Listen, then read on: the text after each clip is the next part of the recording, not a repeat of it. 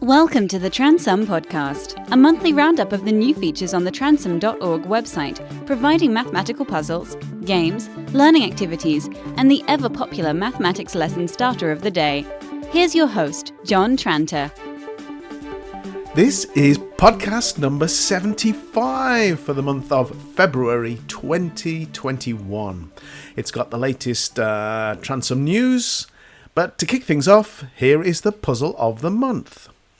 Keith and Kath's combined age is 91.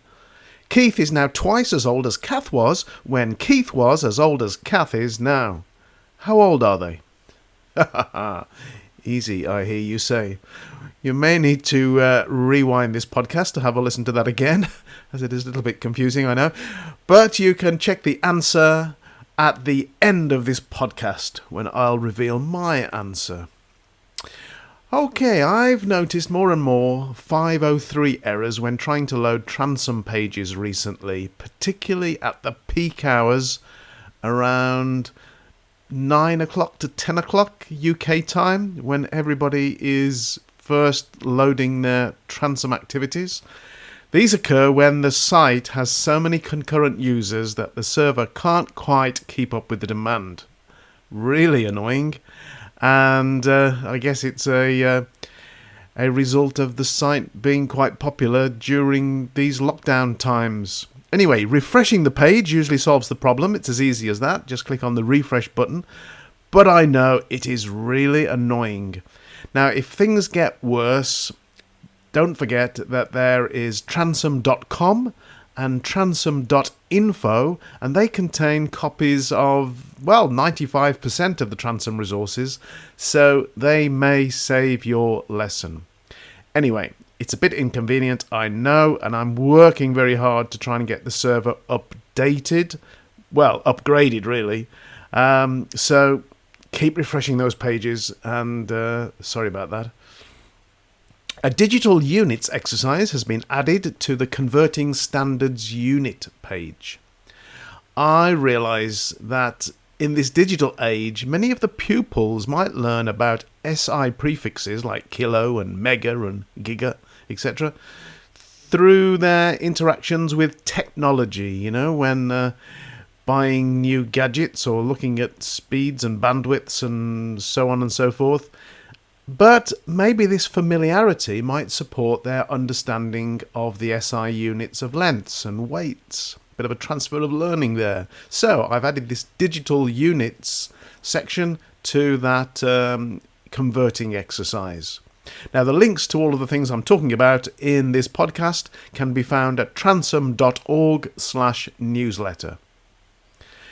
Factorizing, probability, and ratio are the latest videos to appear in the help tabs of the corresponding exercise. They were filmed and uploaded last month, and I'm actually expecting that very few people will ever watch the entire video from beginning to end. Instead, they will just watch the part of the video referring to the level of the exercise they're working on. So when you go to the online exercise, and if say you're on level 3, when you click the help tab, it actually queues the video up to the point where I'm talking about level 3 questions so that they get an instant bit of help. The videos are intended as revision rather than teaching the topic from the first time. But if you're not there to help a student that's stuck on an exercise, I'm hoping they're going to be really useful. You can find Transum Mathematics at www.transum.org. Now, I know many of you are using the exam-style questions that are on the site, and I keep adding to them every week. But last week, I had a eureka moment. After using them myself for many years, I've only now realised that thin questions are better than fat questions. And what I mean by that is if the question is presented in a half-page width column, the student or the teacher can write out the solution of a multi-part question so that the working is next to the relevant part of the question. So I've added a little thinning feature. You have to sort of scroll down underneath the question to find it, look for thinning feature to the question, and that scrunches up the text on the left side of the page, leaving you space on the right to do the writing. Now, If you're projecting onto a whiteboard, well, then you can use the whiteboard software to do the writing.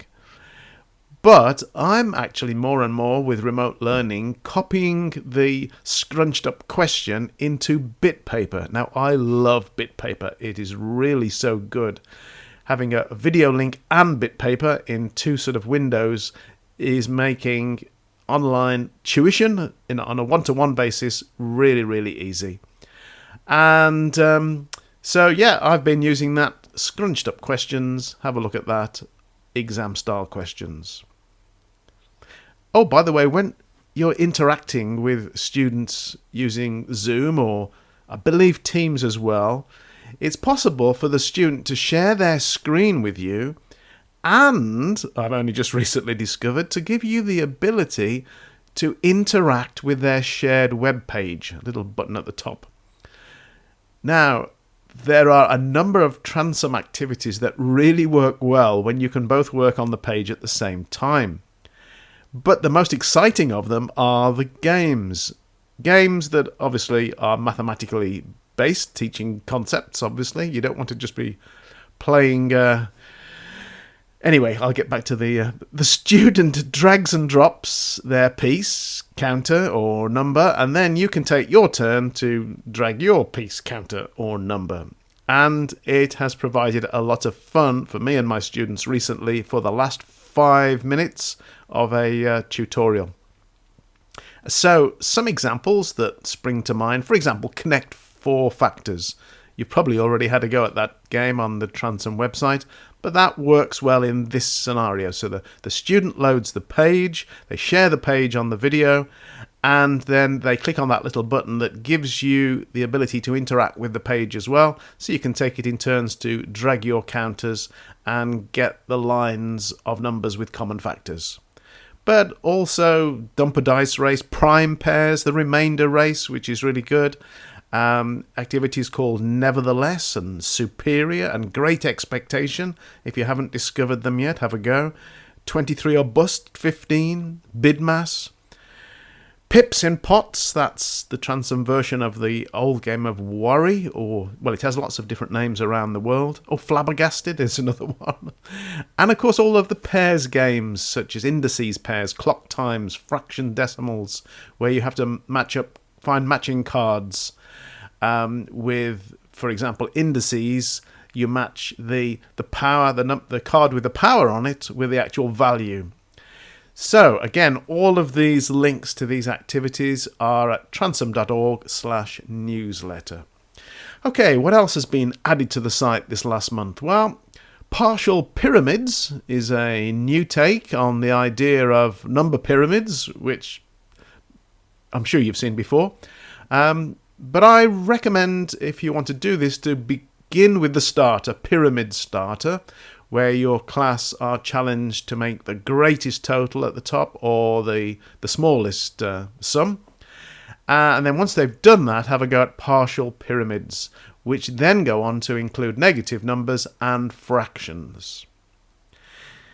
Now, another activity added to the site this last month, Symmetry Table Challenge, is one that, well, unfortunately, it's not self-marking because it involves you actually drawing symmetrical shapes, looking at line symmetry and rotational symmetry. And because there's an infinite number of different ways that you could get the correct answer, it's very difficult to write software that will judge it right or wrong. So I would love to see any screenshots of work that your pupils produce using that activity, Symmetry Table Challenge. How many of the cells can they fill with drawings? Valentine's Day falls in February, and if you want to prove that you're a real trendy teacher, you could surprise your pupils with one of 2 Valentine-themed starters on the 14th of February. So there's Valentine's Puzzle and Love Maths. The links are in transom.org/newsletter. Oh, and 2 days later, on the 16th of February, it's Pancake Day.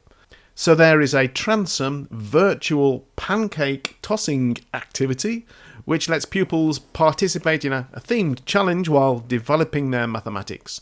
You could also demonstrate the rules using real pancakes, which the pupils could eat at the end of the lesson with lashings of sugar and lemon juice.